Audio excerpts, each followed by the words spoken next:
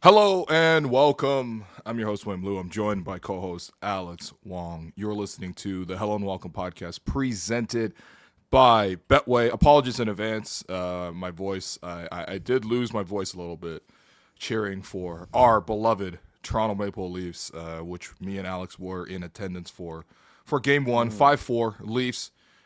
Sam Bennett, you're a rat, okay? And we brought the passion. That's why my voice is gone. Alex Wong, man, what's going on, dog? Yeah, what's up, man? Game two tonight. Go Leafs, go! If shouts again to Robert for Ooh. hooking us up with those wonderful tickets. We were seated two rows behind original Raptors owner John Bitov Jr. We were just among the elite Man. of Toronto, and Tova. Tova. nobody calls him that. But it was beautiful. It was a beautiful game. If anybody wants to give us tickets to tonight, I'd be happy to not watch basketball tonight. I'd be happy to go to Florida this weekend. U.S.-Canada border looking nice these days. Oh, And great. so, yeah, let me know. Let me know. I'm available. But go Leafs, go. And, what's up, man? Here to work. Yo, I Here know. to grind today. Listen. I know that I had initially promised that on Wednesday I was going Yeah. to find some guests. There were some discussions of potentially having a long-term breakdown of Always Shamshay's future. I know That's what you everybody's been waiting for. Man. people were dying and for that one potentially. Farm boy. And wow, actually, that'd be a great sponsorship. Actually, Damn, Toronto, get on that right now, man.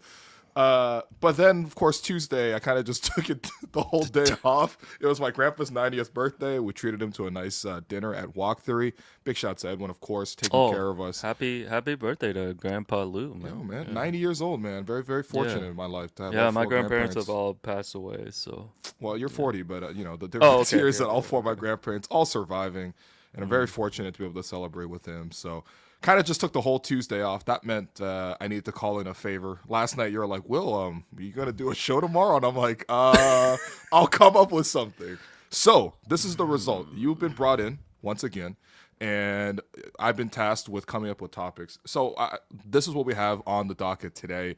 Number one, we're gonna go through which game one losses was most concerning.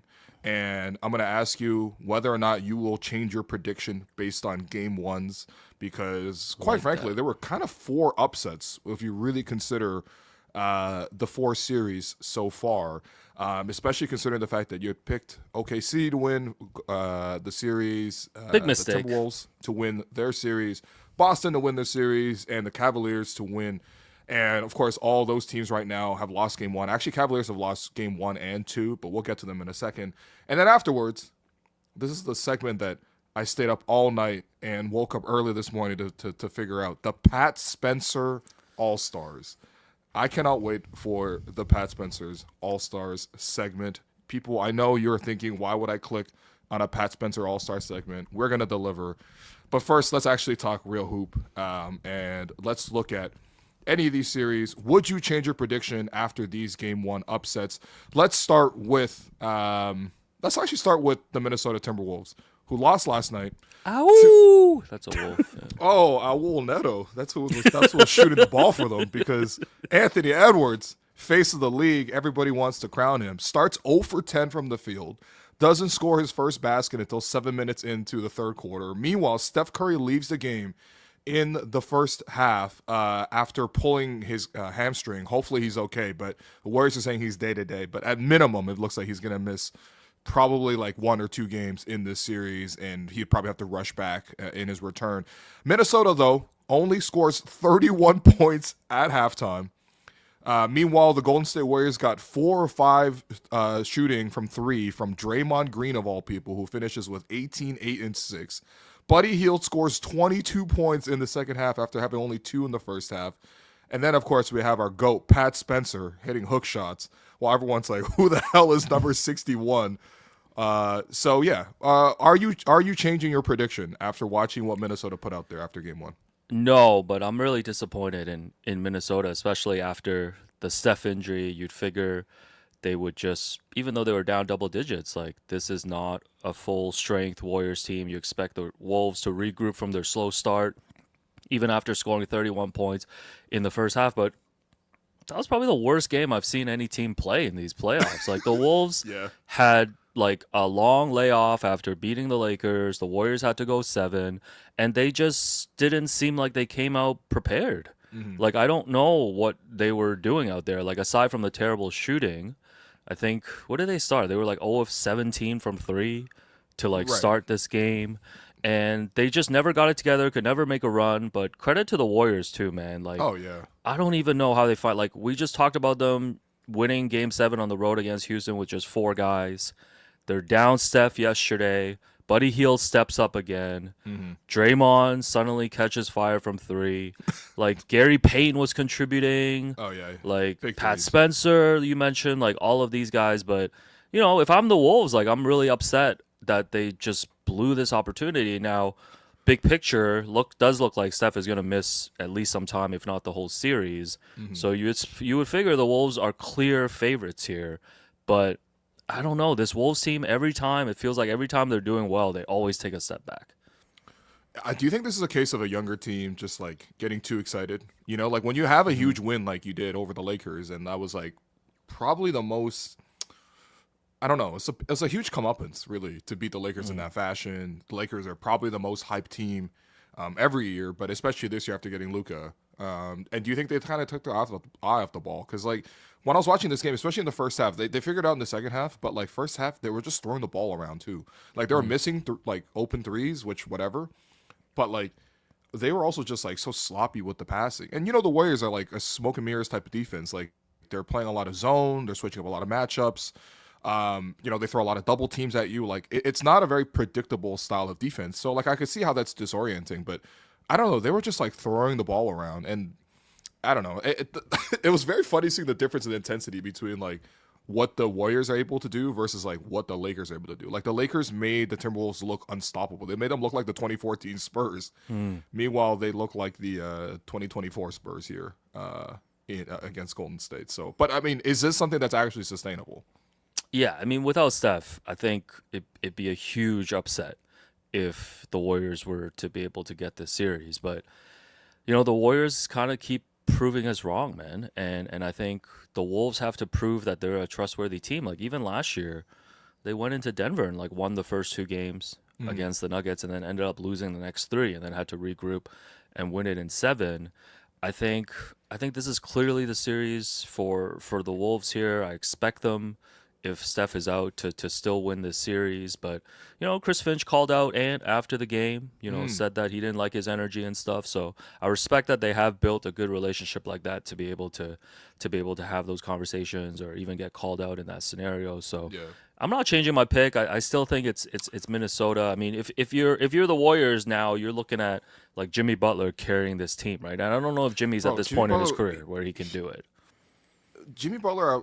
Last night I'm watching it, and I know he's dealing with like he had that like horrible fall in round Yeah, one. he got the broken because of Amen butt. Thompson. Yeah. Yeah, his ass is broken, and he's taking Yeah. like whatever shots. He's taking back shots just to play games. And so like I understand that like he's gonna move around a lot slower than usual, but it looks. He's just like only scoring ugly buckets. Like there's a lot of him driving and then just like passing last second, and then Yeah, driving and then last he second. looks old. Yeah. But then he also gets it done though. That's the thing. Like there's just like these like line drive, like and one. He's like flipping the ball midair and banking it in. Like he just somehow manages to like always put up a decent game no matter what. I think the key for the Warriors, the one thing that gets really scary is without Steph out there, it's like, man, Buddy Hield better be Steph Curry. Yeah, he's Like- he's 20 teeth deep, man. Yo, someone said one Buddy Hield versus 100 apples. Oh my Honestly, God. give me Buddy, man. They got to 2 guys who never close their mouths, Draymond and Buddy Hield. It's crazy. Yo, Buddy Hield needs a dental sponsor. Yo, Colgate. Colgate sponsor Buddy my Hield, man. God. I think that's like actual ad placement that you could put on his team. No, but Buddy was incredible for them in Game 7, and he was incredible in the stepped second up half. again. And now Jimmy Butler and Buddy Hield are doing their little buddy thing, like during pressers. Right. The new unfunny duel of the NBA. So Are you feeling the Batman comparisons every day? yeah, it's not happening for me. This is classic sports funny situation. Wow. Yeah. Yeah, because Buddy was like, Jimmy's not Robin. He's he's Alfred. Alfred. Oh my god. Because his name's yeah. Butler. Meanwhile, And I'm like, Draymond's the oh, Joker. brother. Yeah. But I think, yeah. I mean, I almost think I don't. This is crazy to say, but it almost feels like it's weird when a guy like Steph goes down, and it's like so much pressure on the other team, because like like you're supposed to win. Oh yeah. Like, I'm not saying it's better, that if Steph was in, but it's like I feel like it does throw the rhythm off when you're in a position where you have to take advantage and the other guy's down. And I feel like Minnesota weirdly is going to be under even more pressure now because Steph is out. Like, there's just an expectation that they're just going to win this series. And I don't know if they're the best team to kind of respond to that pressure. So we'll see. Yeah, I think I'm at least encouraged by what I saw in the second half. I know they couldn't get the comeback to completely finish, but I thought, Ant played a way better in the second half. I mean, I think he had like 2 points maybe in the first half. So he ends up finishing with 23. I thought he took it to the rack a lot more. The Warriors, I mean, Draymond's going to like contest with verticality, and guys like Pajemski are going to slide in for charges. But ultimately, if Ant drives and puts his mind towards getting downhill, I really struggle to see how the Warriors would actually keep him out of that. So I'm still going to stick with Minnesota in this one. But it does suck to not see Steph, man. I mean, Steph was cooking too. That was the thing, man. It's like, yeah, people saying Buddy got them chompers. He's Clay Thompson, man.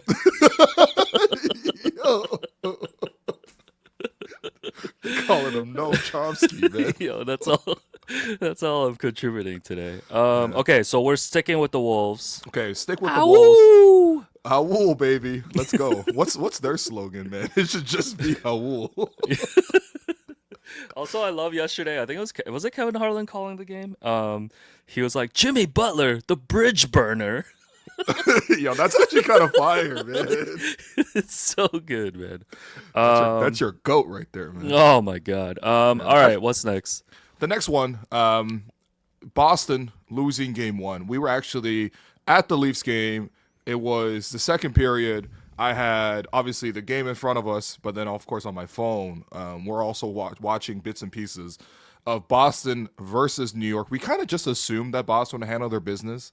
Boston had handled the Knicks all season, and the Celtics were finally healthy. And quite frankly, it looked normal. Like, we would check our phone once in a while. We'd see the Celtics are up 20 with 5 minutes left in the third quarter. You're like, okay, that's normal. Whatever, I can go back and catch up with this one. Basically, so from that point when they were up 20 with 5 minutes left in game 1, until 3 minutes left in the fourth quarter with the Knicks up 3 because Jalen Brunson had knocked down 2 threes. During that stretch, though, 5 minutes left in the third quarter to 3 minutes left in the fourth quarter, it's a 26-point swing. During that time, Boston shoots 5 of 25 from the field. That includes 4 of 21 from 3. They shoot 2 free throws total during that stretch with 4 turnovers. Of course, they do force overtime, and they get a chance potentially to force a double overtime, but Jaylen Brown can't get the 3 to drop because Mikal Bridges snatches the ball from him. But obviously this is a pretty surprising result. Everyone's expecting Boston to handle the Knicks as you would expect them to. Celtics shot 15 of 60 from 3. That is an NBA record for most missed threes in a game with 45. Alex Wong, are you flipping your pick after seeing what happened in game 1? I'm not going to flip my pick. I think I had Celtics in 5. I think we both had Celtics in 5, right? Yeah. And it's looking tough right now. Yeah, I put a little money on Celtics in 5, so no worries here. But all right. I do think this is probably going to be a longer series. I think, I guess the easiest narrative is to say that the Celtics missed all of those threes. A lot of them were wide open. But I think it just speaks to their playing style, too, and the fact that they're always settling for those shots. And I don't think that's good for them. And it was a great OG Anunoby game as well. Thought he was, points, grinding back some tape yesterday. Thought he was probably the best player on the floor. I mean, Brunson always carries them in the clutch, but of course. For OG to step up like that, and Bridges too, right? Having a nice little bounce back, because we're talking about how in their last matchup in the regular season, Bridges got cooked by Tatum. So nice little bounce back of 8 points. Yeah, 51 minutes. Yeah, no, but he ripped the ball. He ripped the ball at the end. He did rip the signature ball, yes. moment for Bridges, and that's worth 5 picks. But shouts to, but I feel like 51 minutes is insane. I feel like every time Meanwhile, the Cavs get 8 points in 40 seconds. 51 I, minutes. I feel like every time the Celtics lose, it's the same story. It's what they for sure, shot for sure. from three, and is it anything deeper than that? Like, is it just purely if the Celtics lose, it's because they miss threes? Like, can it be anything more than that? But my point is, like, can they not? Like, they don't have to shoot 63s. Like, But I don't like think they they're going to shot- change their style. You know what I mean? Like, I'm not this saying they gotta is change how their they style, but- played, right? Well, yeah, I mean, this is for sure. Like, they're gonna keep doing this. Like, I don't know if Yeah. they'll shoot 60 next game, but they'll continue to hover in that 40 to 50 range, Mm-hmm. no matter what. But like, can they not do other things? Like, this is a really talented team. Like, they have other ways to play. You can't tell me that like Jaylen Brown's the only guy who's willing to drive the ball and actually score at the rim. Mm-hmm. Like Jason Tatum. Like, I'm sorry, man. This was actually a horrible day for me to unlaunch my Jason Tatum future KD take. Yeah, that aged terribly. Ooh, Yeah. man, he looked like future James Harden the way he Man, was. only breaking those KD's threes. he's emulating is Chris Dunn, man. Holy, yeah. Oh man, you can't even give him Keon dueling. You're getting him Chris Dunn. Yeah, like I just it just feels like they have no variety, you know. And I guess you're right. Like we do only nitpick them when they miss, and of course we know that this is also the reason why they're good. But again, I'm telling you, there's that 26-point swing in the second half between when they were up 20 with 5 minutes to New York being up 6 with 3 minutes. So that's a 14-minute stretch, or that's a no, that's how much is that? 5? Yeah, that's a 14-minute stretch. And Boston shoots 4 of 21 from 3 in that stretch. Like, there's no way you can't tell me that there's like some better looks in that mix. Ultimately, I think the other part too is just like, when are the Celtics going to take this seriously? You know what I mean? Like, I think they just kind of like, they feel like they're resting on their laurels. Like, every game a guy goes out, like Kristaps left the game with illness. Like, what? Yeah, How many times- he's got this mystery illness going on. I think it Didn't took he him miss, out like, for a little 2 bit in the weeks? regular season too. Yeah, so Right. What's happening with his immune system? How are you sick twice in a month? Like, this is the playoffs, man. No, COVID's still around, man.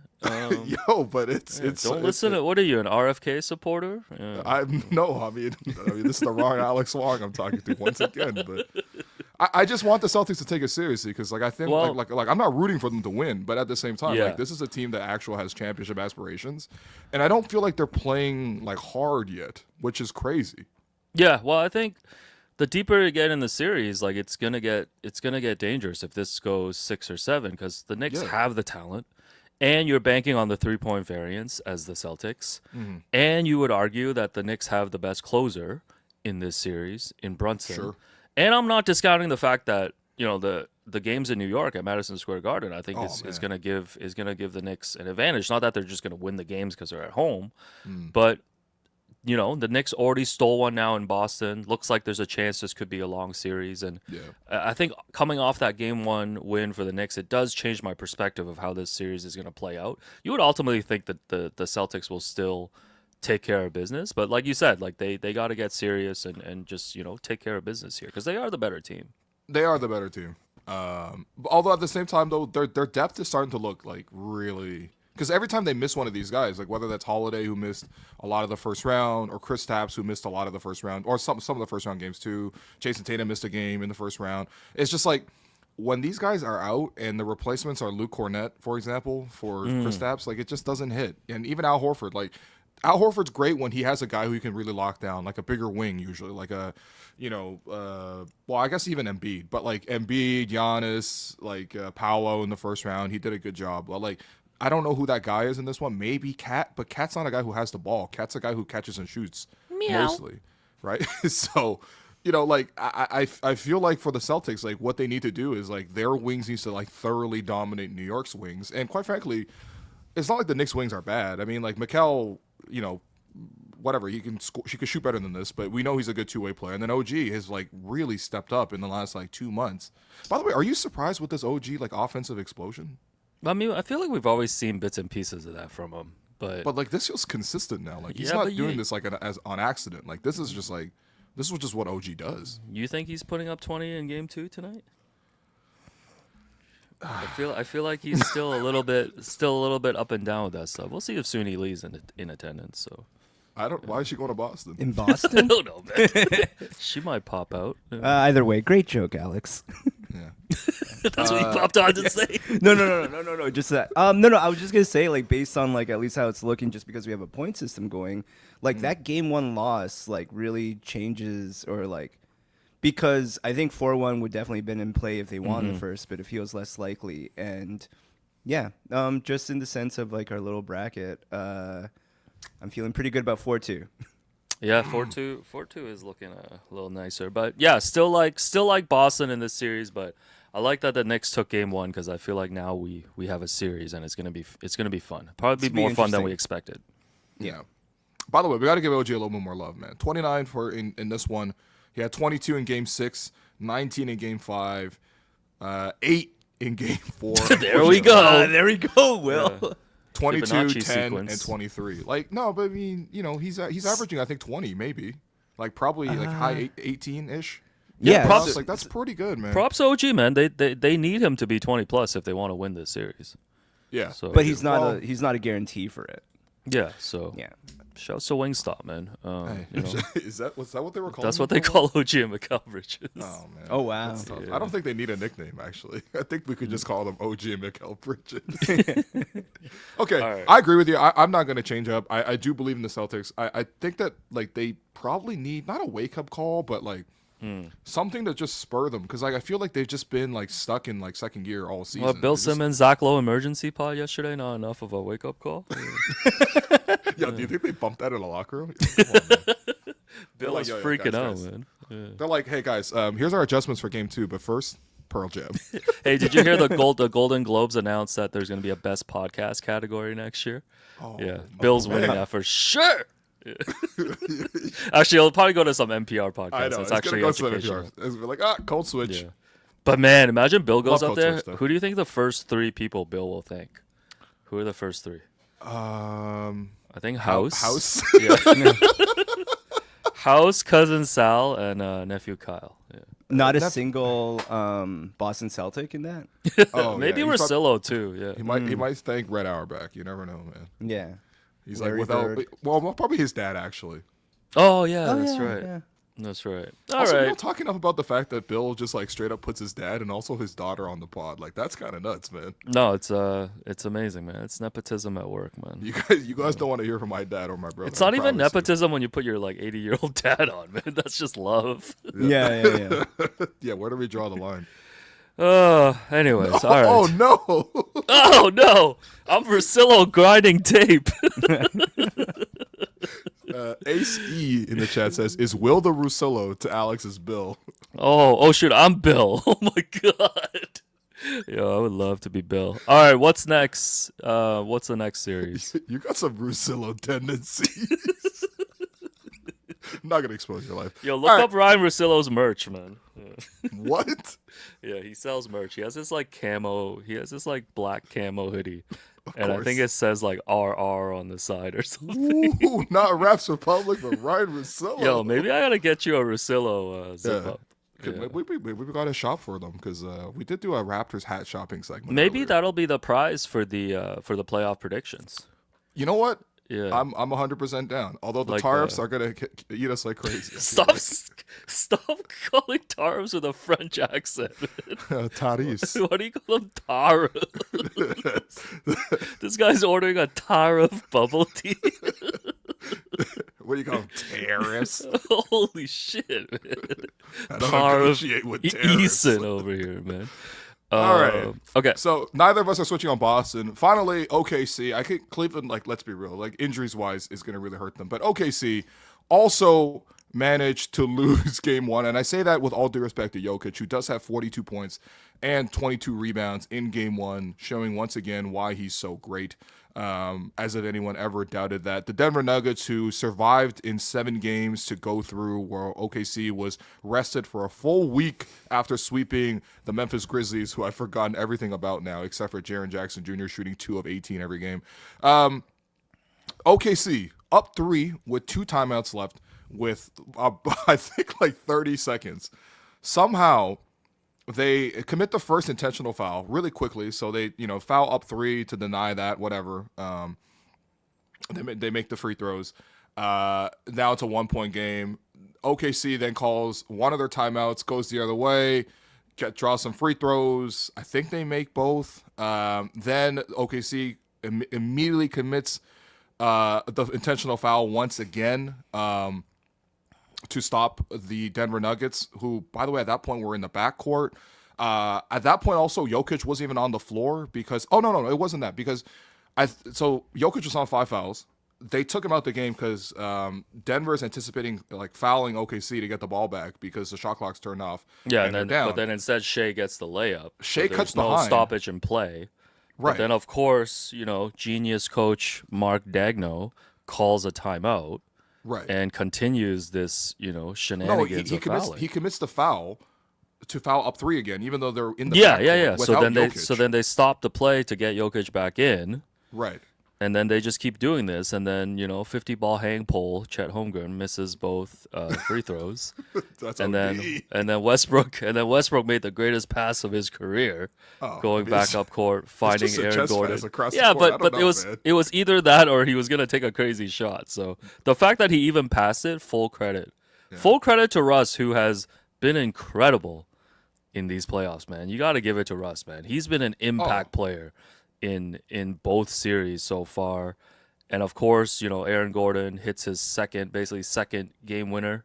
So second game winner of these playoffs. And listen, if this was Doc Rivers, if this was whatever coach that we put under scrutiny, like I feel like that coach would be getting way more heat than Mark Daigneault. I know he came out after the game and admitted that it was on him, but that was tough because sure, you want to foul up 3, I get it. But how are you fouling without taking any time off the clock? Yo, they're fouling in the backcourt. Yeah, you're fouling in the backcourt. The whole concept, if you want to foul up 3, is like burn a little clock, like 3 or 4 seconds. The guy's dribbling up and just foul him at midcourt. He basically turned his team's advantage into a disadvantage. Yeah. Like he basically got them into a free throw shooting contest where they had more to lose. Yeah. Instead of just like letting the Nuggets even come up court without Jokic with 10 seconds left, maybe attempt a 3. At any point, if the Nuggets come up and miss a 3, it's over. Right. Like, and there was like 2 or 3 chances there in the last 30 seconds for that to happen. So, Mark Daigneault's gotta wear the full blame on that for that game 1. Like you can talk about the rest of the game, Jokic being great, all of this stuff, but You should have won that. he blew it. He Yeah, blew 100%. that game for them. And yeah, but full credit to Jokic, man. I'm starting to think like, you think he can be like a 2017 LeBron type and just carry these Nuggets, man? Because he's at that level right now. Maybe we just undersold the Nuggets because they had so much turmoil. Like literally, they had the double firing of their head coach and their GM, like right on the eve of the playoffs. Yeah. David Adelman. Every time they pan over to him, I'm like, man, that's And then Jokic is like coaching the team, and they're struggling. And we picked the Clippers over them in the first round. They survive and they get through in 7. And now it's just like they have this game, and Jokic is like clearly unguardable. Like, I mean, I think one thing that was maybe underrated about the Clippers series was at least they had Zubac, who was arguably the best like Jokic defender. He's not a Jokic stopper because he doesn't stop him, but he makes it really hard for him, and you can at least play some one-on-one single coverage. I don't know if OKC has that. They have Isaiah Hartenstein, who has some size to bang with Jokic, but again, Jokic had 42. Chet Holmgren spends a decent amount of time guarding Jokic. It looks hilarious. It's like I don't know, man. They're just 2 entirely different like body types. And Well, you saw too, like Chet got in foul trouble. Yeah, I mean, all those guys were in foul trouble, and I think that's a big problem for the Thunder too, right? Like they don't. Right. Nobody has an answer for Jokic, but like they also don't have a Zubac who right. could just like face up and play Jokic. But that means that like OKC then needs to like outscore Denver then. Like, no, I mean, obviously that's what the goal of the game is, but like, I mean, like, because defensively they can't really stop them as well. So you're mostly looking to like have a high-powered offense to carry you through. And yes, I think part of that is like Jokic did have 5 fouls. OKC drives the ball more than anybody. They have a good pick and roll options. Hartenstein, I want to see him go float for float with Jakob Poeltl. Not band for band, but just like push for push. Like Yeah, his floaters are pretty nice. he got some nice range on his floaters too, and he puts a crazy arc on it too. But like, I don't know. And then of course your number 1 line with OKC was, I need to see number 2 option Jalen Williams. And yeah, I'm waiting. Jalen Williams, 5 of 20 in game 1. After the game, he's like doing the nonchalant shtick at the podium. He's like playing with his Gatorade. He's like recreating the Torian Prince rebounding viral moment. Yeah, because he from was a asked a decade question ago. about the rebounding, right? And then he was just like going through describing right how to get He's a like, rebound. Well, to rebound the ball, you need to first put two hands on the ball. Yo, all these and then guys you do come post game down is and create secure memes possession. whether they win or lose, man. They win, they do the whole memes with Nick Gallo, Right. the post game, and they lose, and they're still out here on the podium creating memes. I believe that's called aura farming. Like they're just always aura farming. No, man, you can't aura farm when you're down 0-1, man. Like there's rules to aura farming. No, the funny thing is the most serious guy on the team is obviously Shea, and I believe in Shea, and I think Shea actually had a good game. Shea has yet to have like a dominant game. I but think even if you go back to like last season, this season, in the postseason, like the numbers look fine. like he had The numbers 33, look 10, fine. and 8. Yeah, like, the numbers that's look not bad. fine. That's good. You watch him and like he's getting to his spots, hitting pretty big shots in the fourth quarter there. But you're right. Like there hasn't been that like great game from him yet. And maybe the team is supposed to be built where that's supposed to be enough because you have enough guys. You're Right. supposed to have this hellacious defense. But I almost feel like that defense is a little bit neutralized just because they have Jokic on the other end. And yeah, I did. That was an eye-opening game one, man, because I think everybody was just expecting OKC to just take that game 1-2, coming off the Nuggets playing game 7. And Right. I think the thing about the Nuggets is like they're clearly have the championship experience, and with Jokic, like they're not the type of team that's gonna take a game off, and like I think they're gonna they're gonna come out serious in game 2 too and try to steal that one too. So OKC got to show us something. They got to show us something besides beating Memphis by 50. Yeah. I'm a little concerned. I don't know. Like I guess we both did pick OKC. Did you pick OKC for this one? Yeah, man, I picked the Thunder, and now they're got me crashing out, man. Do you want the mulligan? Do you want to change your pick? I guess this is the whole segment. I'm honest. Oh, we I'm- can't. Are we actually changing picks? No, we gotta no, keep no, it. no, No. I'm I honest, just mean like, yeah. are you actually? Alex would you has predict going OKC forward to this 4-1. Yeah, I'm honest. I'm honorable. Like I was the only one who picked the honest Cavs. I was the only one who picked the Cavs, even though they lost game 1. So Yeah. So I guess I'll be wearing a Ryan Russillo hoodie for my honor. I guess that's a win for you, man. I feel like you want this. Yeah, I feel like I'm tanking. Yeah, you are tagging for the hoodie, man. We're not tapping for flag. We're tapping for hoodies. But yeah, the Nuggets on Betway are actually plus 10.5 tonight, and it's the same line as Game 1, and I think people are still giving respect to OKC for being 72-15, and just being this dominant team during the regular season. I'm taking the points. I don't know if Denver's winning tonight, but I don't think Denver's gonna just get blown out tonight. I still need to see it from the Thunder, so it's 1.95 right now on Betway for Nuggets plus 10.5. I'll take the points, man. Wait, 10.5 is kind of like, is Jokic out? No, but I mean, I could see the scenario where OKC comes out and has an impressive game, blows out the Nuggets, wins game 2, evens the series, right? Okay, like, no, that's not. I could see that's that, not. sure. That's not like out of the realm of possibility. But I'm really impressed by this Denver team, and I don't think they're not the there's teams that steal the game 1 and then just kind of whatever will split. Denver's not like that. Jokic's not going to let them do that. They didn't feel like they stole game 1. They just like hung around in the fight, and then OKC made some dumb mistakes because of their coach. Like, yeah, no. So- yeah, I like I don't Denver know. in this scenario. Wow. Okay. So That's, make sure. Make sure you hit the QR code below. Check out all your basketball betting odds on Betway. Yeah. Wow. Alex, I wanted to share this quote with you just because you mentioned you can't aura farm when you're down. And this isn't aura farming necessarily, but Michael Jordan once said on The Last Dance, the sign of a good man is if he can talk shit when it's even score or talk shit when you're behind score. So when you're ahead, it's easy to talk. So I'd say the nonchalance isn't the greatest look, but I wouldn't really condemn them for still holding it while they're down. Does Michael Jordan have the most everything aura of OKC all does. time? Like, of anyone who ever existed? Yeah, until he retired and started dressing crazy. Yeah. I think for the moment, for sure, he's up there. It's insane how much aura MJ had in the 90s. And then That's what now I'm he's saying. just For like your generation, like this is like Yeah, now the he's- Aura, Nice. man. But I Pulling think up- like for someone with that amount of aura, that also makes it that the fall off would be like crazy. Yeah, Because no, like he's it's just- just kind of like saying like someone who peaked in high school or someone who just like was really cool in their like 20s and 30s or Right. and then are not. Damn. Someone said Yeah. until the jaundice like me. eyes. Oh my god. Oh my god. Yeah. Someone also puts in Prince had aura. Honestly, Prince and MJ and aura. Prince had crazy aura. Michael Jackson back in the day like had insane aura. Like Oh, he MJ would had just aura, like man. yeah.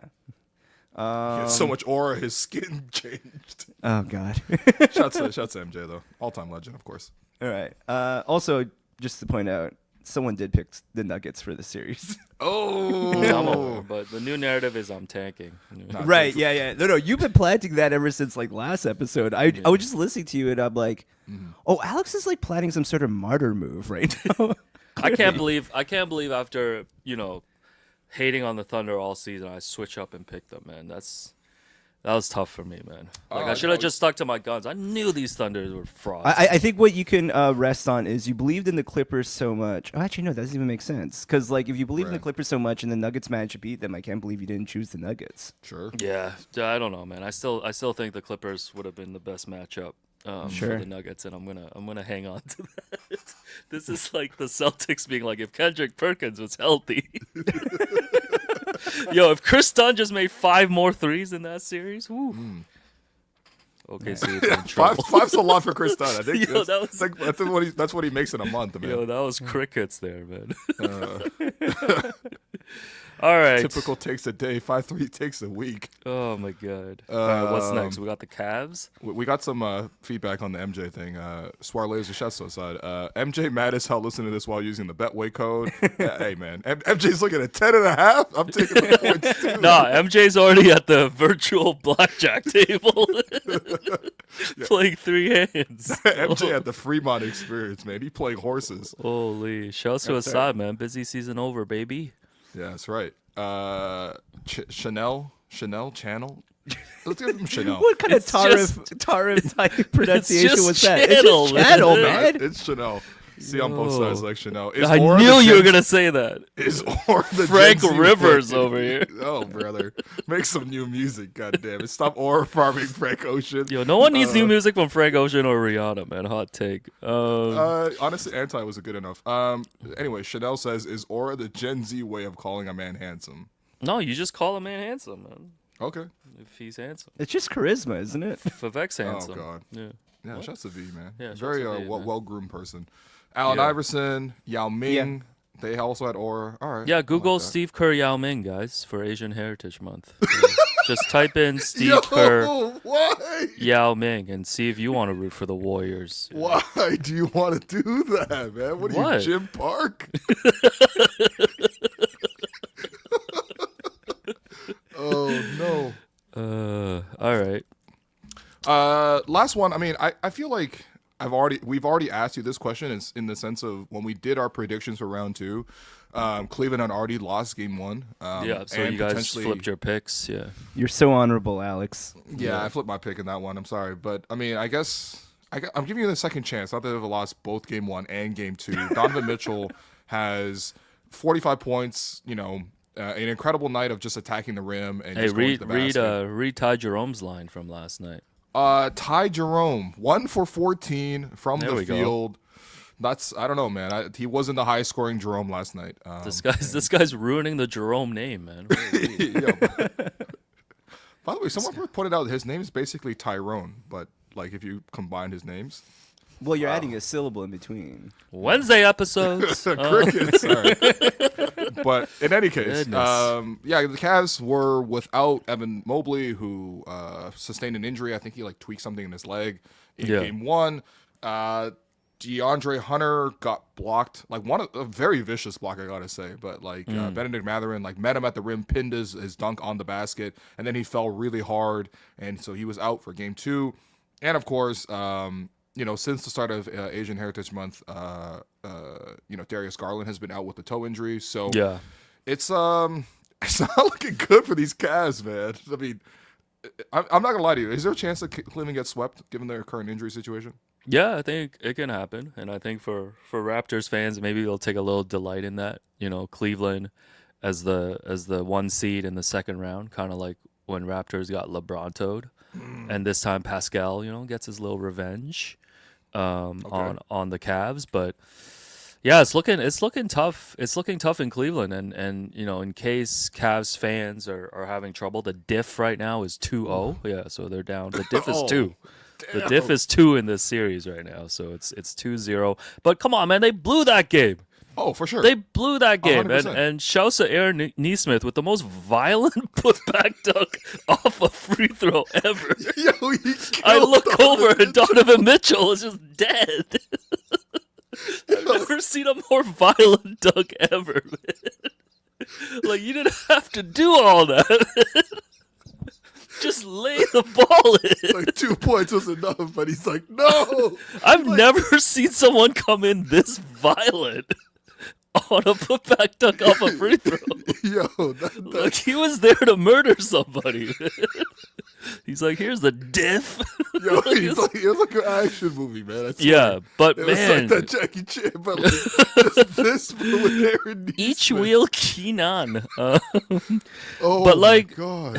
Man, like, credit to the Pacers. Like, they just kept fighting there in that fourth quarter. And to be able to pull that sequence off after what they did to eliminate the Bucks, and man, you talk about Tyrese Halliburton like getting the series winner against Milwaukee, and then did everything on that last one. Grabbed the rebound. He was the one shooting the free throw, right? He was shooting the free Yeah, throw. so He made so the first. He was missed the director, second. actor, producer, DP, assistant camera. This guy misses the free throw, gets the rebound, dribbles it out, hits the game winner, Yeah. and John Halliburton sitting at home like Leonardo DiCaprio with a beer, being like, "Yo, that's my son." John That's my Halliburton son. looking at his mom, being like, "Hey, He's like, "Yo, that's my son." that's our son right there." Yeah, but Oh. this is crushing. I mean, add to the injuries. I don't know when if the guys are going to come back, but Right. Pacers are playing so well right now. I think Dude. it feels pretty tough to see the Cavs winning 4 and coming back here. The Pacers to me are, I mean, like, I feel a little bit bad for them only in the sense that like they're never gonna get full credit for any of the things that they do because they keep running into injured opponents. I feel Right, like public opinion is starting to swing on the Pacers now. Like, people are really giving I credit hope to so, them now. man. I hope so. I mean, like, obviously when you pull off 2 miracle comebacks, like down 7 points in the last minute, in obviously in OT in Game 5 against Milwaukee, and then also in this one here. I think the record is like the previous record for teams was like 1 win and like 350 losses or something, and somehow Indiana's got 2 of those wins now added to the ledger. But I just continue to be impressed with how good they run offense, and also like just how much guys are coming through on offense. Like, I think league average true shooting for the season was like 57% roughly. If you look at the rotation players, like the top 10 rotation players, and by the way, these 10 guys actually generally play most games. They usually play 9, 10 players, which is pretty rare in the playoffs in the first place. But the Indiana Pacers have 10 guys who are 57.5 true shooting or better so far in the playoffs. Aaron Nesmith, number 1, with 73.6. He's also just killed Donovan Mitchell, and he also did actually injure DeAndre Hunter. I gotta watch that dunk again, man. Oh no, way actually he that was came Mather at home. My bad. No, but yeah, no. The why way did he do that came to in him? was so violent. No, what's that picture of like Venom dunking on Spider-Man, or like the Venom dunking on the rib? Like, if Jerome could find that image, please. Like, that's kind of what he did. Yo, that was insane. This guy feel like- swung all his elbows on the way down. I feel like Donovan Mitchell didn't my deserve God. that, man. Oh my god. Opie Toppin's got a 67% true shooting for the playoffs. Miles Turner, 63. Thomas Bryant at 63. No, man, not TB12. Well, he's 3, I think. But Andrew Nemhart, Thomas Bryant. Yeah, there it is. yo, Nemby, man, 63% true shooting. Pascal, 61.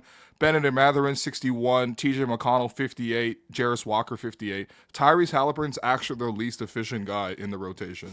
That's ridiculous. Like, you just got to hand it to the Pacers, man. Yeah, there we go. they're- This is what he did. No, everybody gotta go watch that. Gotta go watch that Nesmith dunk again, man. I feel bad for Spider, man. Yo, that's crazy. Yo, Spider dropping like 48, and he's gotta eat a Neesmith putback dunk at the end. I mean, I guess you should have boxed him out, I suppose. It should have been It should have been Ty Jerome, man. If anybody was gonna eat one of those. No. Yeah, by the way, Ty Jerome, I don't understand. You're down sorry, you're up 2. You can't allow a 3. Like obviously Halliburton made a great move, crossed them up, step back, whatever. But like they were just shook, man. They didn't have time to set up or anything. Yeah. No, that was tough for them. Yeah. So not obviously not officially switching my pick, but I think this will be a short series now. Right. For the Pacers. Yeah, Pacers, man. Holy, I mean, they're going to be back-to-back conference finals. And honestly, if they're healthy and they're like, I'm giving them a chance in the conference finals. If they see the Knicks, honestly, Knicks or Boston, man. I feel like both of those teams, like, they'll take a couple of games off of those guys. So that's the one series that we'd actually pick and switch up on. Man, look at that thing. Also, Venom's tongue is crazy, man. Just giving you guys an update over here. Made official by Shams Charania. Golden State's Stephen Curry has sustained a grade 1 left hamstring strain and will be ruled out for Game 2 against Minnesota on Thursday. It's the first strained muscle of Curry's career, so exact return timetable is unclear due to first rehab. Yeah, I've seen the Twitter doctors say that I think a grade 1 means that usually it's like 7 days. Oh, yeah, they said at least a week. Yeah, so that would mean he's going to miss probably like the next 3 games. Because it's every other day. Right. I mean, if they could steal one more, I feel like they got to be thrilled to be 2-2 if they can be. Oh, yeah, I think now you just got to kind of drag it out. But, yeah, man, I think another man. If it was another team, if it wasn't the Wolves, like if it was Denver or something, then it'd be a wrap. But you never know with the Wolves, man. You really never know with the Wolves, but I'm hoping they have that unseriousness because like you have to capitalize on this and be 3-1 by the time he comes back.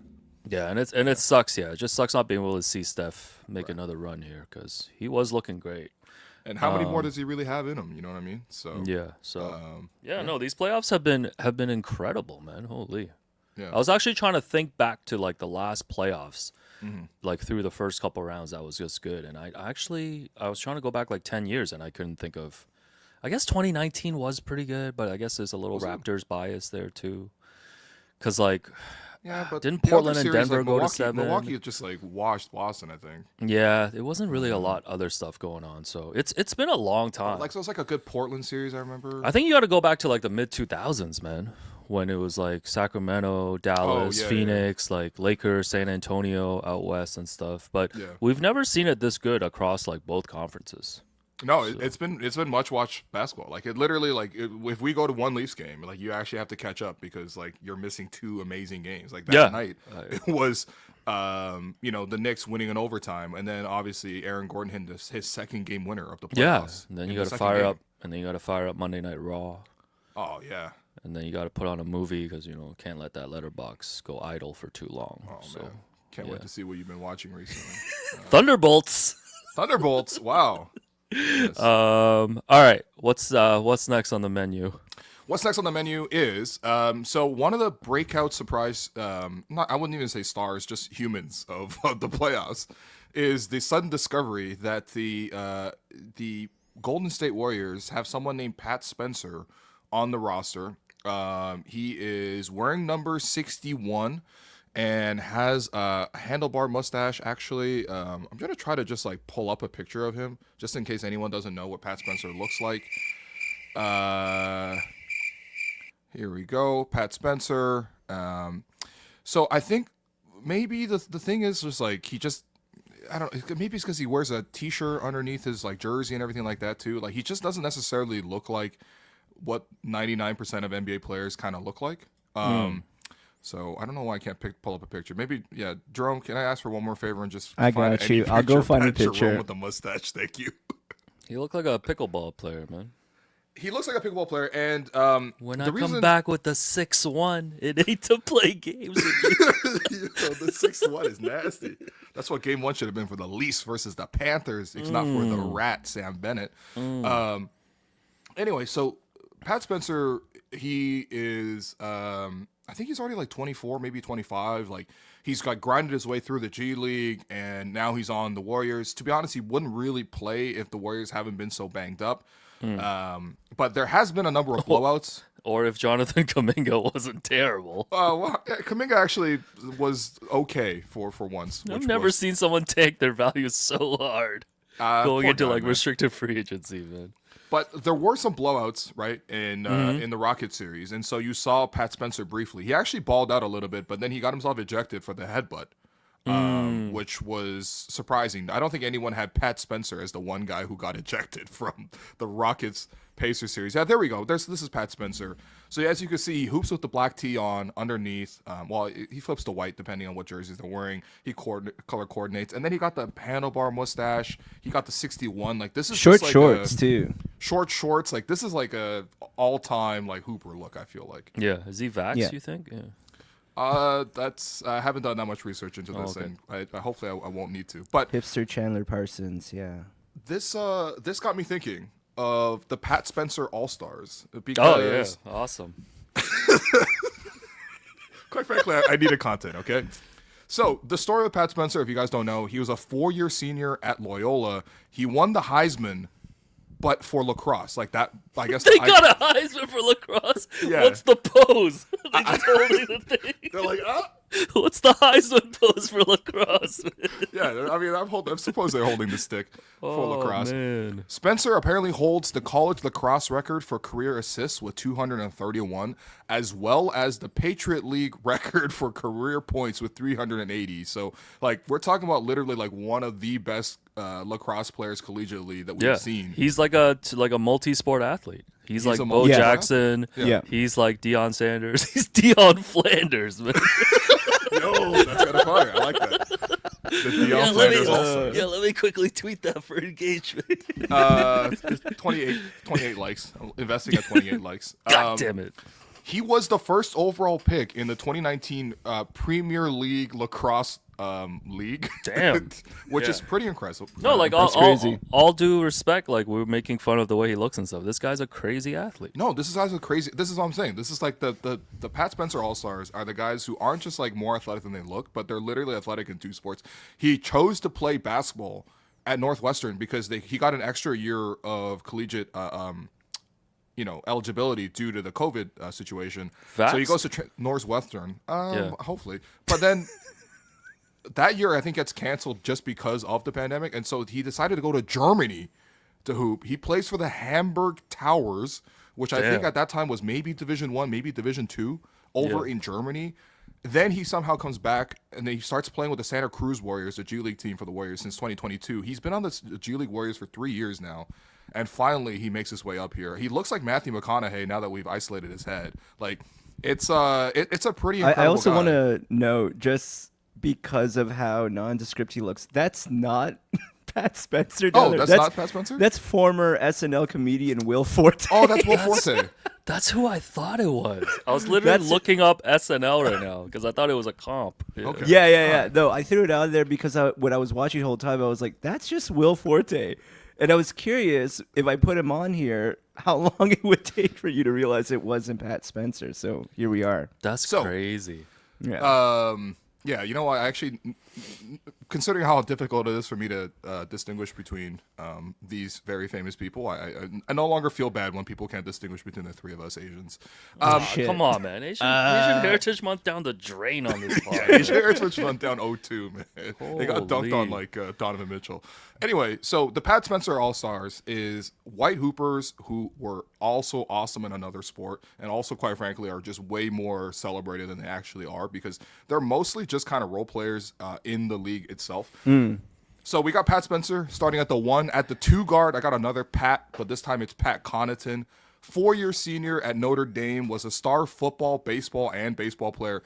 He had apparently one amazing week, according to Jeff Goodman, who covers a lot of college hoops. And apparently he was on hand to see a 33-point, 20-rebound game. At that point, he had only had Division II offers to go pro. After that game, apparently he got a whole bunch of notable schools, including obviously Notre Dame, which he ultimately went to. While he was at Notre Dame, he got picked in the 4th round by the San Diego Padres in 2011. He was ranked as actually the 33rd best prospect in baseball at that time, because he had a 1.75 ERA, including 160 Ks in 90 innings in his senior year in Like he could Yo, have been I like care a more first about or his second round pick. GPA than his ERA. His GPA was 3, by the way. He actually graduated with a business administrative degree. Oh my god. But this guy was picked in the 4th round by the Padres. He ultimately decides not to go play for the Padres. But after playing, I think, 3 years in college basketball, he gets drafted again, this time by the Orioles in the 1st round in 2014. I don't know how you can just get drafted twice in MLB. But this time the Orioles gave him a $400K signing bonus and allowed him to play senior basketball. That's how much they wanted him. They were like, yo, listen, even though we just drafted you and gave you $500,000, we still allow you to play this college basketball. That's how much they wanted him. Ultimately, he actually does end up going to the minor league team. He throws apparently a 96 mile per hour fastball.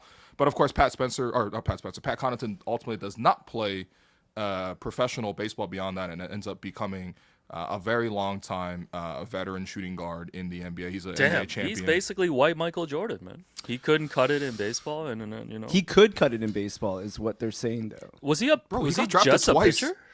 Yeah, he was just a never pitcher. hit it? Yeah. Damn, man. Yeah, I learned about this from Blake Murphy a long time ago. Yeah, Right. Honestly, this is Blake Murphy doing Raptor Show and also Blue Jays Plus, or Jays Talk Plus. Sorry. So that's the second one. At the small forward, we got Chase Budinger. Chase Budinger is your 3rd Pat Spencer All-Star. I hope you guys. I can't actually see the screen because I'm just reading off the list here, but I hope you guys. I'm doing the photos for you, buddy. Thank you. Chase Budinger, he played 3 years at Arizona. This one, I feel like it's not as surprising as the other two because he was a McDonald's All-American and also a 3-time volleyball player of the year in high school. By the way, a fun fact, he actually was the co-MVP at the McDonald's All-American game in 2006. Do you know who he won it with? What year was this? 2000. 2006. He was KD? Yeah, he won it with KD. Wow. Like it was Chase Budinger and Kevin Durant. He goes on to get drafted. Fun fact. Yeah. I mean, it's just a lot of reading Wikipedia, quite frankly. Here's a real fun fact. Then he dunked over P. Diddy in the 2012 All-Star Dunk Contest. Right. You're gonna stay away from that one. No jokes there. Oh, no jokes there. He just dunked over P. Diddy. By the way, he lost that dunk contest apparently by 1%. I don't know what actually happened in that dunk contest, but he actually lost to Jeremy Evans, who apparently he dunked over a painting of himself dunking Doing over the a painting dunk of that, himself. yeah, that's the right. Inception painting, as it were. In 2016, Chase Budinger, after playing like 8 years in the league, retires from basketball altogether to focus on beach volleyball. And not only has he played on the pro circuit there, but he actually makes the Olympics in 2004, this past summer, in Paris. And ultimately, he is an Olympian, and he's on that boat with LeBron, which is crazy because like he used to just play in the league against LeBron and a bunch of those other guys. Like KD, for example, was on that team, obviously. And it's like, this is nuts, man. I honestly, Chase Budinger might be my favorite story in this whole list, quite frankly. But friend of the program, Maren Fader, wrote a great profile of Budinger at The Ringer. If people want to read more about him and just like his 2-sport pursuit, it's actually really cool. So, Yeah. shouts to Chase. Also, right. the first 2 picks so far, former dunk contestants. I feel like there's Pat Connaughton did do the dunk contest. I feel there's like a sub-wing of the Pat Spencer All-Stars, which could just be white guys who also enter the dunk contest. You know what? That's actually another good exploration. When we let's do save pods that in August. let's save that for next Wednesday, boys. Oh man, white guys who do dunk contests. I and found our a theme assumptions. song actually for Pat Spencer All-Star.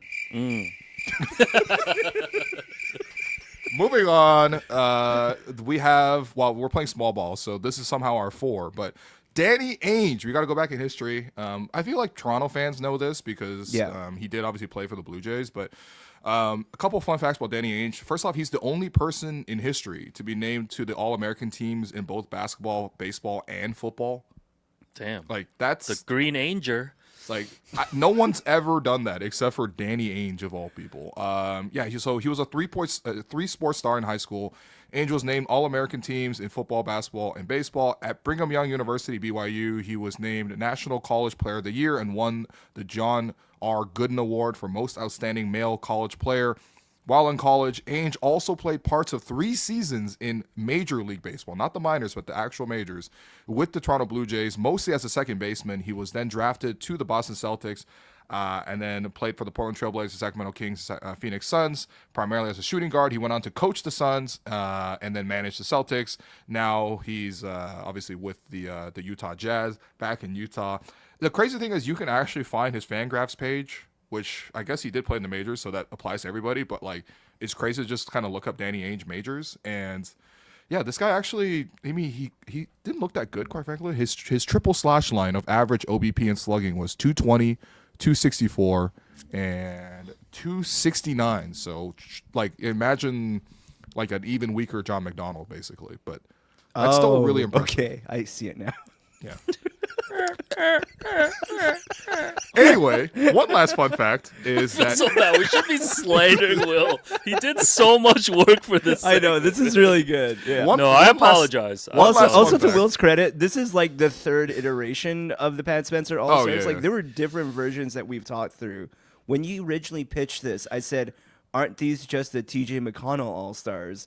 And you're like, "No, I'll find an angle." He's And like, so shout out to "No, you. No." I found some angles, trust me, because I have random notes in here about Chris Kaman that no one needs to know about. There you go. Caveman. The caveman, literally. But another fun fact, he's the second youngest Blue Jay to hit a home run. Do you know who the youngest Blue Jay ever is to hit a home run?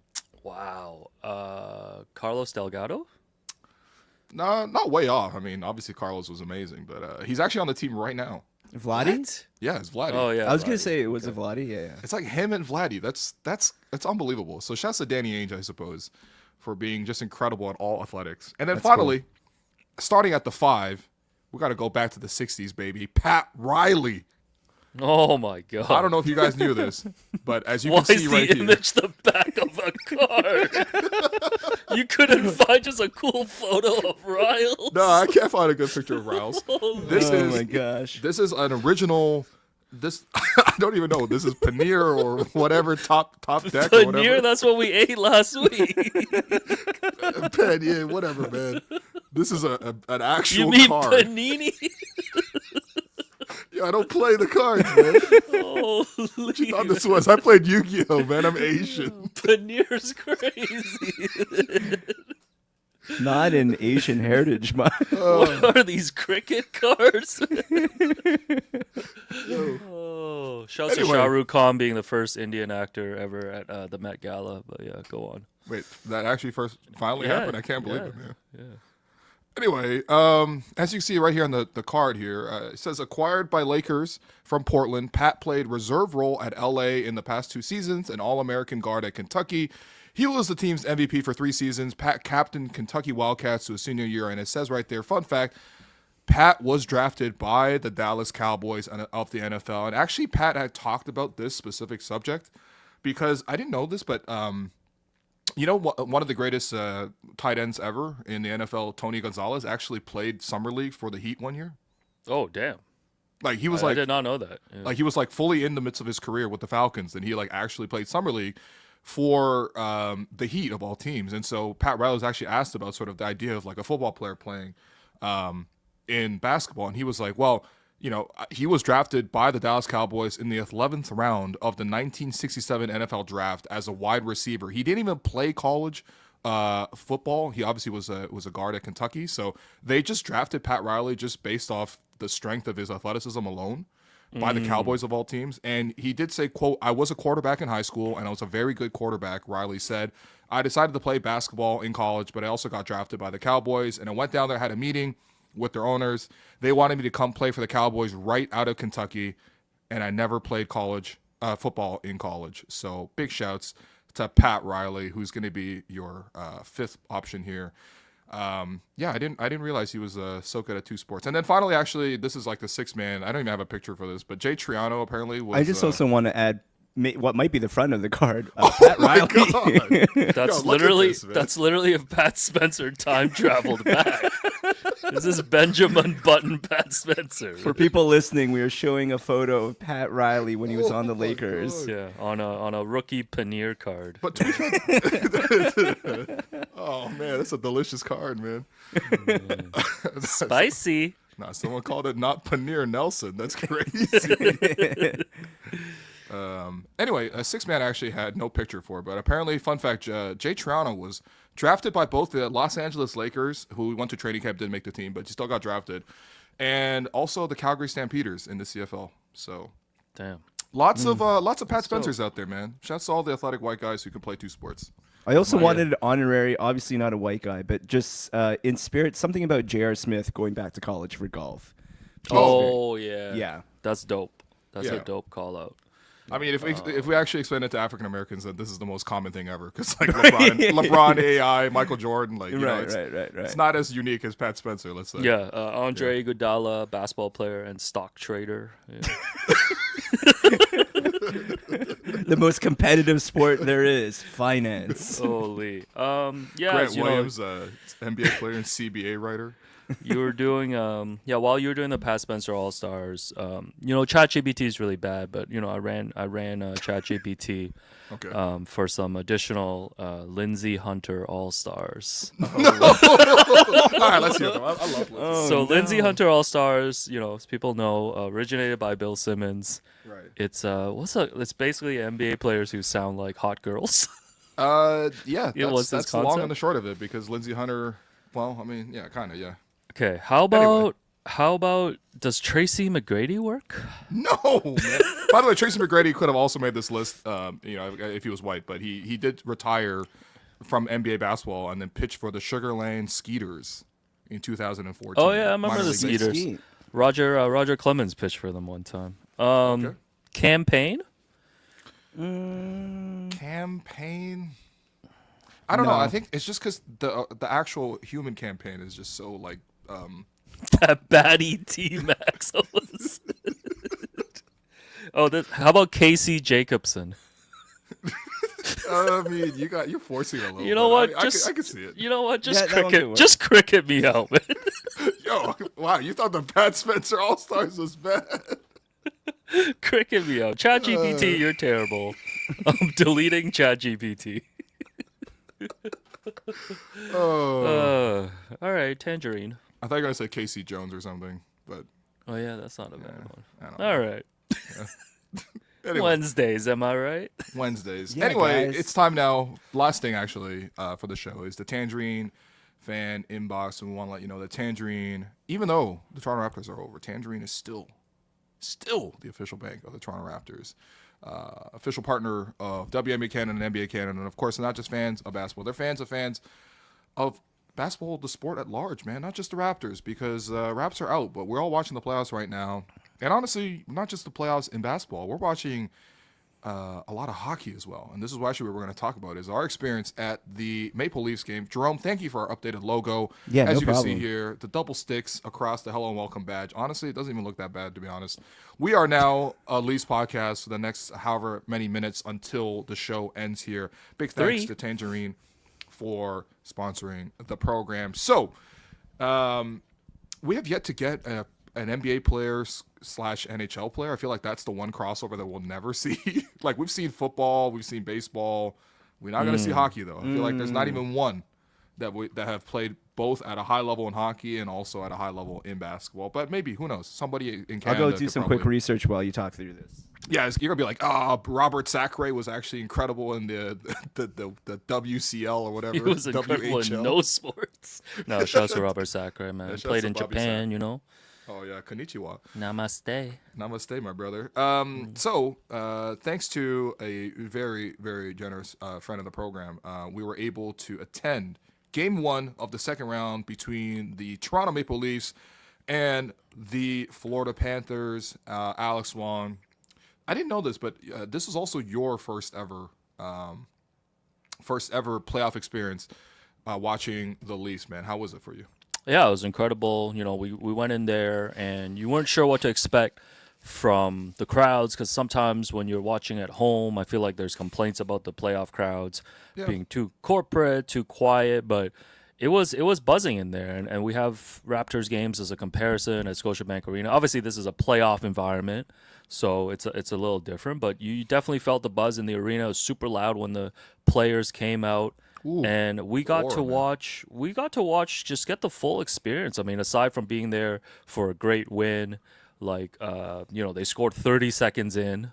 Oh man, which one of was the like quickest goals, yeah, like ever. I think. yeah, to like start a first playoff game. shift they scored, and then they went up 2-0, and it was just, and then of course the Panthers came back after they were down 4-1. It was like 4-3, and then Matthew Nyes had the breakaway goal, Ooh. and then the bomb at the end when they were down 1. So we just got the full range of emotions and experience, and I think you can obviously never predict what kind of game you're gonna get, but we ended up going to a great playoff game, and I was buzzing the following day, sending everybody the morning after texts, I was buzzing. Yeah. What are you texting them, man? Do you feel the passion?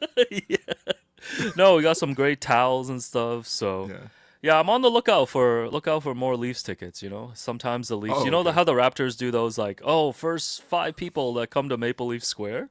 I'm gonna be circling. You know what? Catch me on Bremner from noon to 6 p.m.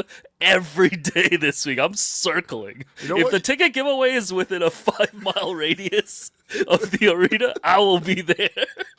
I will crash my Bixie bike into the Maple Leaf Square barrier and yell, "Go Leafs, go!" to get a pair of tickets for us.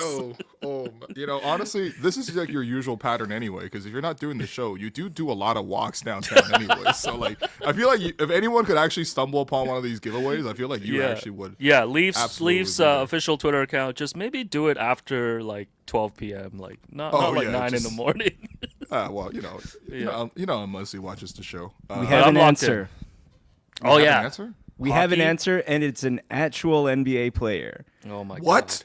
I'm gonna let you guys guess on who it is. I'm gonna try to get you in. So, former Utah Jazz player, played in the 90s. Former Utah Jazz. Was part of their 2 finals runs. Adam Keefe? No. That's no. That does sound like a hockey player though. Howard Isley? No. Is it Jeff Hornacek? No. Matt Harper is. Oh wait, sorry. This is maybe not that far back, but okay. Is it Matt Harper? No, I'm it's just not guessing Matt white Harper. guys who No. play for Utah, which could take a while actually. No, he was a part of those teams. Never mind. Yes. Okay, he was part of the '90s Utah Jazz teams. He actually, just keep going with it. A race card? Can I get a race card? You're in the right range. He is white. Okay, Yeah, of course, man. We're talking hockey. What are you talking about? Wait, why are you disrespecting Seth Jones, man? I'm not disrespecting Seth Jones, but come on, man. Name 2 more. In this series, I'll tell you one thing. Do you want another clue? It'll be a giveaway, I think, at that point. Yeah, clue. It's not John Stockton, like that. No, it's not John Stockton. Vaxxed? He would by far be the Greg tallest person. Ostertag. Greg Ostertag. What? He played hockey? Let's go. Greg Where did he Ostertag? play I am hockey? here to present to you Oh my Greg God. Ostertag. Bro, this is what Zdeno Chara looks like, man. And Insane. just to show, we got to remove some of these images that we have in here. All right, sorry, guys. It's all good. I do have pictures of Pat Riley's rookie card from the 60s in there. Can't believe it was Ostertag. All right, here we go. I pulled Adam Keefe for no reason. Here's Greg Ostertag on the my ice. God. So I think after he finished his career with the Jazz, he was in contact and played a couple of preseasons with the Arizona Coyotes, but never got added to the team. That's insane. They just what were they doing in training camp? They're just fucking around. They're like, all Yeah. right, here's Shane Doan passing it to Greg Ostertag. There's Greg Ostertag there. God, That's crazy. He looks way too big. Wow, this is incredible. Yeah. Greg Here, let me Ostertag, get welcome you to the Pat Spencer All Stars. Absolutely. You got yourself a center. That's unbelievable. Yeah, we got a center in 2 sports, man.